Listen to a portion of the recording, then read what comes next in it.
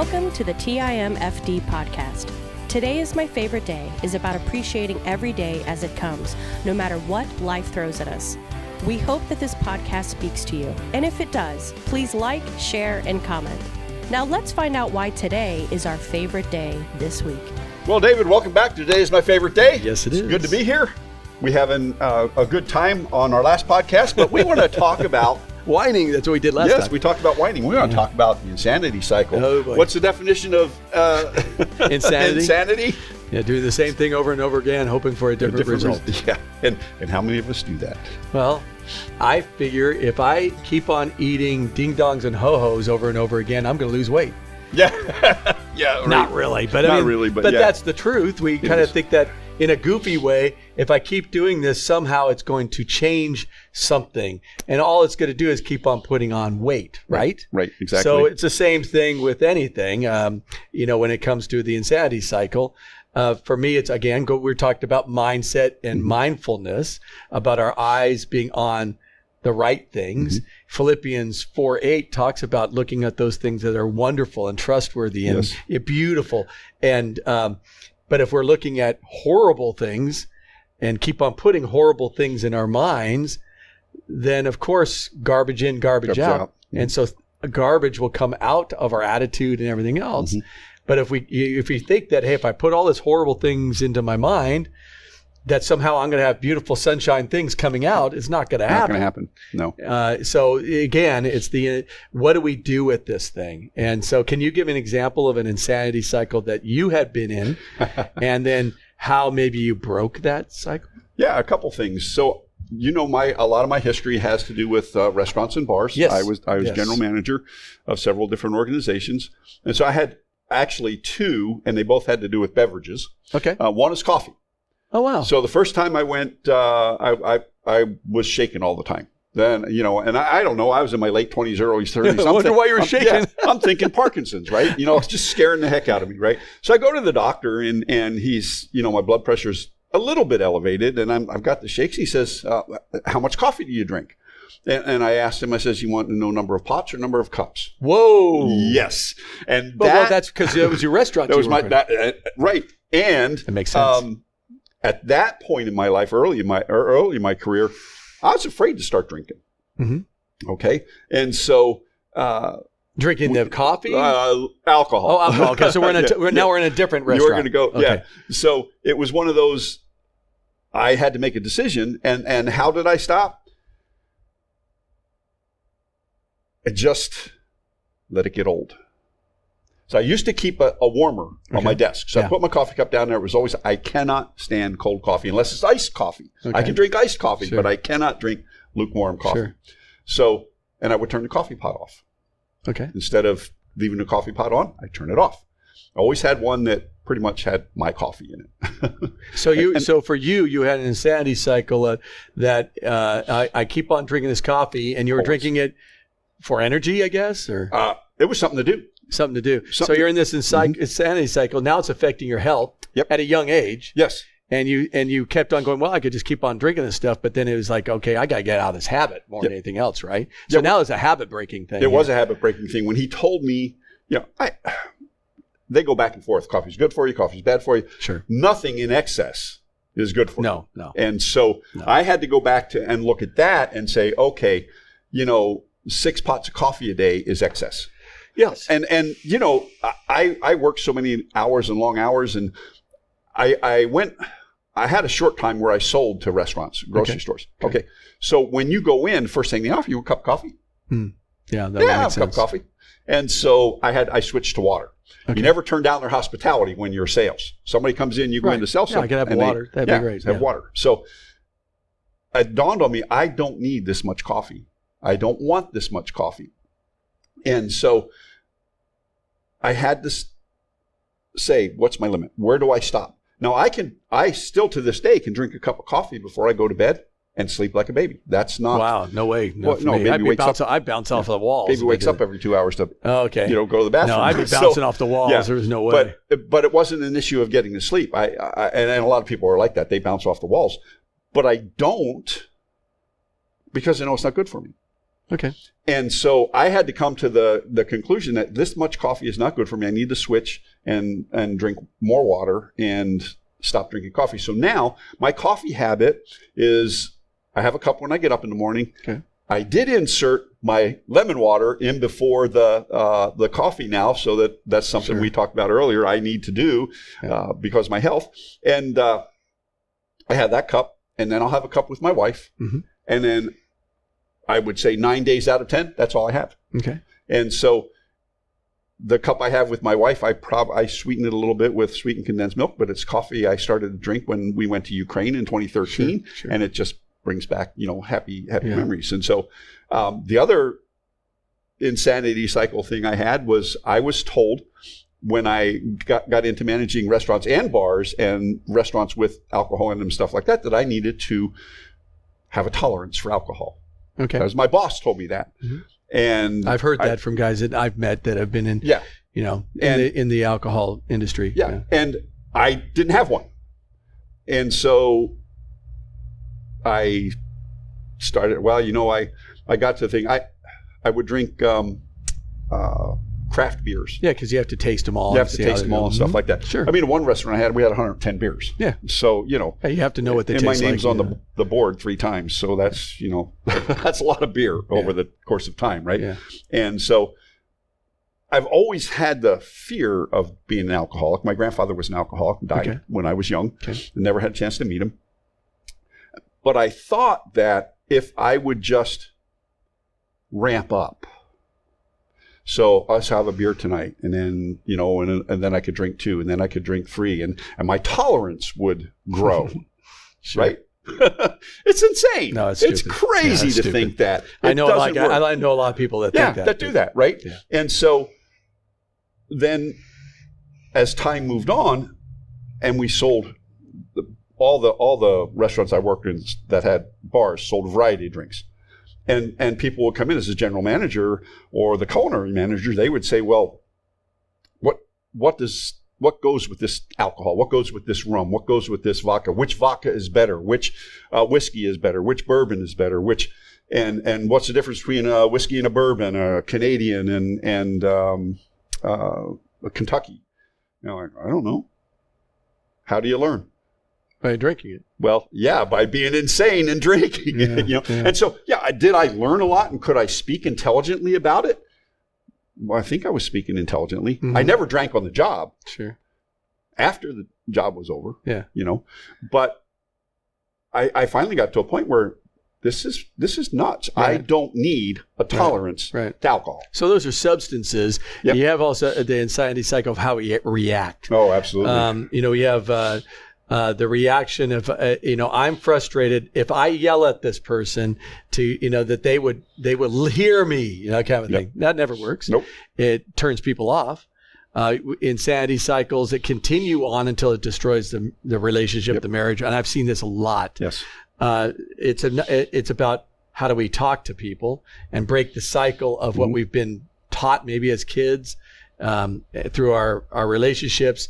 And learn how to listen more, break the habit of talking over and trying to force a view on somebody rather than just going, I'm going to stop and hear them and listen to them, paraphrase it back, hear what they have to say, got it, and be able to have a reasonable conversation.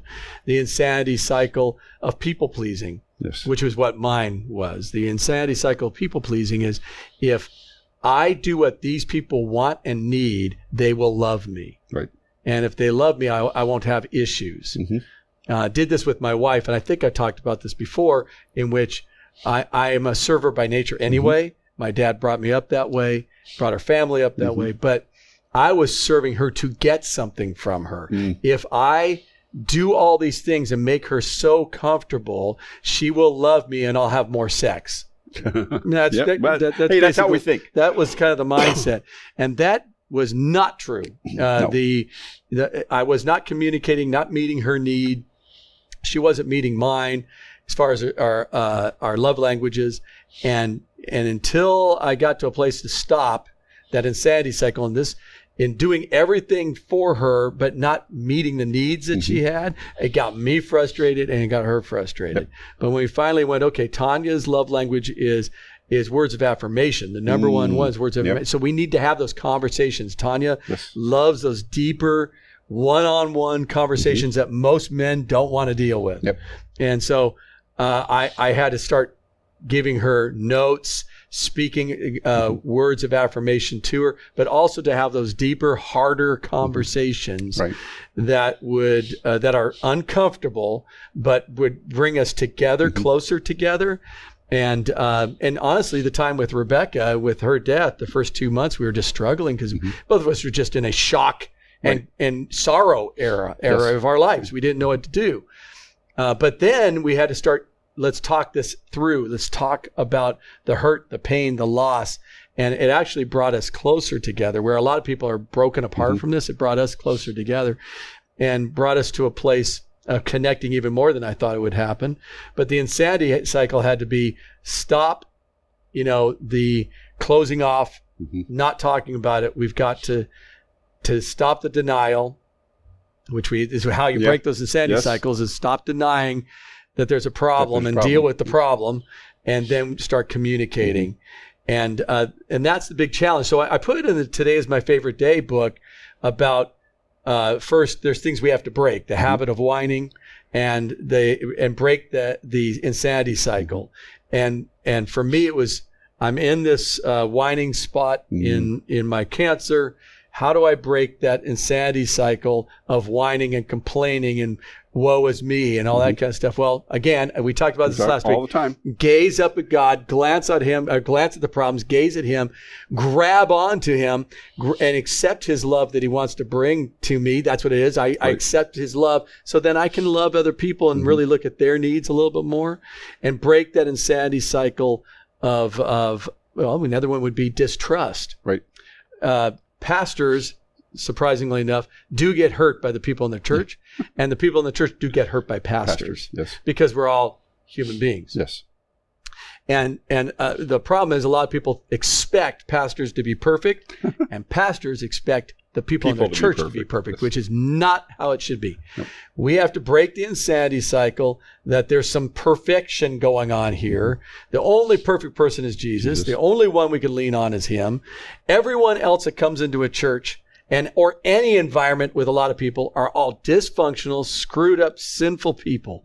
That's the reality, because that's who I am. But it's not who I am. It's what my insanity cycle is. But who I am is saved by grace, by my Lord and Savior Jesus Christ. And I can start living out the fruit of the Spirit if I choose to get off the insanity cycle. And I can start choosing to experience love, joy, peace, patience, kindness, goodness, faithfulness, gentleness, and self-control. It's right out of Galatians 5. And I can start experiencing that if I get out of the insanity cycle in my own brain, saying that no one loves me, God doesn't love me, and break that and say, no, my mindset should be, God loves me so much that he died for me. And I can grasp onto that love. And yes, I can be lovable and love other people well. I can do that. And I can start trusting people. It doesn't mean that I throw, if someone's broken trust with me, it doesn't mean that I suddenly just trust him again. I've forgiven him, I trust him again. I forgive. And now what I do is we build that trust back up. That would not be a insanity cycle. That's breaking the insanity cycle. The insanity cycle would be you're in a relationship where someone has shown distrust to you, and you say, I forgive them, and just put them right back into that thing again, and you're back in the same insanity cycle because you're going to go into the same habits again. I'm not saying to divorce people. I'm not saying to cut people off. What I'm saying is we've got to get out of the insanity cycle of people pleasing and go into a cycle of trust and forgive, trust, and verify. There's nothing wrong with that. The scripture is very clear about that. So how do I do that in a healthy way? And we could do a whole couple of podcasts on that one, on that itself. But today we're just talking about there's an insanity cycle that we have. Don't look at the other person, right? I can't look at anybody else. You mentioned something in there about how listening and hearing and stuff like that. And that's something that I have an issue with. It's an insanity cycle for me, in that sometimes, and I'm getting better at it, but sometimes I don't listen to hear. I listen to respond.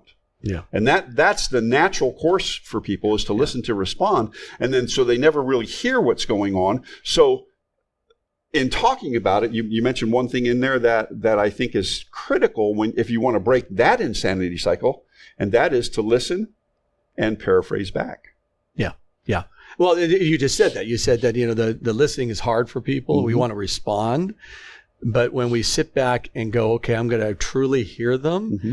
And verify what they're saying, let them know that they are important by saying, I hear what you're saying, and paraphrase back to them, that's gigantic. Yes. It's gigantic in any relationship. I've never had anybody that I've done that with say, be upset because I paraphrase back. No. I have had them say, that's not what I meant. Correct. That's not what I said. Well, if I had not asked or repeated back or paraphrased back, then I go on in a total misconception. Now the insanity cycle continues. I didn't understand what they were saying. Their trust in the whole ball wax. I guarantee that that happens in all of our communication. Yes. In every part of communication that we hear it, we're saying we're listening, but we're really not hearing it. We're hearing what we want, or mm-hmm. we are responding in our mind and reacting. And some of us are good at not responding outwardly and just kind of go, okay, this person doesn't really like me. This person doesn't think I'm capable. This person doesn't think that,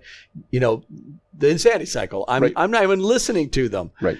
But if I stop and hear, and instead of assuming, which is an insanity cycle thing, yes, assuming their feelings and their thoughts, then what happens is that we get into this kind of, well, that person's hurting me and that person's mm-hmm. not really caring. No, what we're saying is that we need to stop and hear. Yes. And paraphrase back, or even ask them, can you tell me what I just said? Mm-hmm. Can you kind of paraphrase back what you think I said? Right. And your feelings too. Right. Because I'm kind of getting a feel here that maybe there's some uneasiness about this. Right. And that helps too, because then someone goes, okay, they may not be total honest at the beginning. Right. But if we go back and forth on that, they'll start saying, you know what you said to me, and I had this actually with a leader in the church. And a couple of times I'd say, I think that we need to do something different here, mm-hmm. because I just don't, I think that it's too much, mm-hmm. and it's too much for me, too much for you. And what happened is they assumed I was saying they weren't capable of doing something. I'm not saying that at all. I'm saying that no one's capable of doing what you're asking to do. Right. And I know that because I tried it and it didn't work. Doesn't work. Yeah. And it was a mess. Yeah. And so let's talk about our capacity. Right. And that helped. Yeah. But I also didn't do that before, long ago. And mm-hmm. I had a guy leave the church completely because he said, you just didn't think I could do this. Right. He just said, and I went, no, that's not what I said at all. But that was their assumption. Instead of paraphrasing back to me, right. And let it rattle around up here. And me not asking the right mm-hmm. question also, right. Then it ended up being a big mess. And I'm sure everyone has experienced that with a wife, a husband, a child, yes, a parent, co-workers, people in the church, in your own, in a Bible study or whatever. Right. We all do that. We all do that. Yeah. So the insanity cycle would be maybe one thing we could do is stop assuming what someone's saying. Yes. Stop assuming what they think, mm-hmm. and maybe ask more questions. Yes. And maybe paraphrase back. Right. What's being said. And then those are some easy things to remember. Here's another thing that you want to look at in yourself. Yeah. If I'm talking to you and I'm giving you a conversation and you answer me within 17 seconds, mm-hmm. you didn't hear what I said. Yes. And so if you are answering your spouse within 17 seconds of when she says something, you probably didn't hear what she said correctly. That is the average of time that people will listen before they respond. I love that. Yeah. 17 seconds. That. Yeah. So it's one of those, and I have to. So my question is 17 seconds from the beginning that they're talking, or at the end when they finish talking? No. By 17 seconds, you formed your response already. So you don't ever hear. In the conversation. In the conversation. You have formed your response already. That's why it's so critical to break the cycle and say, okay, I really need to listen to what my wife is saying. But most folks, and Man, Sam, you have all this stuff. I love that. That's 17. I did not know that. 17 seconds, and somebody's looking to respond. So this is another thing I have to, with my students, if they're responding right away, they probably didn't hear exactly what I said. And so I ask them, what did you hear? What did you say? So when somebody responds back to you that quickly and you're really not done with your thought or they didn't hear a word. I love that. They formed that response 17 seconds. So the insanity cycle would be try to keep that. I'm going to do this. I'm going to try to keep that in my head, that 17-second thing, and try to hear them out and just kind of go slow this down. Yes. And then it would help me better paraphrase because I could actually hear fully what they're saying and not try to respond so quickly and just hear it. Yeah. I love that. That's great. So and you'd be surprised how quickly 17 seconds went by because this last part of the conversation has been 3 minutes. Oh, wow. Yeah. So we started talking about it at like 17. So did we really? Yes, well, okay. Maybe we'll go back into that more in our next podcast. Yeah. So, I love this because I get to learn. So that's awesome. I love that. That's something I think that we need to look into in the future. Yep. In this and talk more about this idea of communicating better in business and our marriages and with our kids, friends, whatever. Yep. I think that's finances. Awesome. We can get out of our finances. We can get out of this insanity cycle of not hearing and assuming and responding. Yep. Right? I agree. Okay, so this just helped us go on to our next podcast probably. There we go. So we'll look at that a little later on down. Go ahead. Well, thanks for listening. This has been David Towner, Sam McKeown. Today is our favorite day. Get the book. Today is my favorite day. Live intentionally, be blessed, my friends. Take it easy, guys. Thank you for listening to TIMFD, Today is My Favorite Day. Views, comments, and opinions are those of the host and guest alone, and Dave and Sam are solely responsible for the content of this podcast. TIMFD is produced and directed by Alex Korn. Music is composed and performed by Chuck Vaught. Thank you for listening. Have a great day, live intentionally, and be very blessed.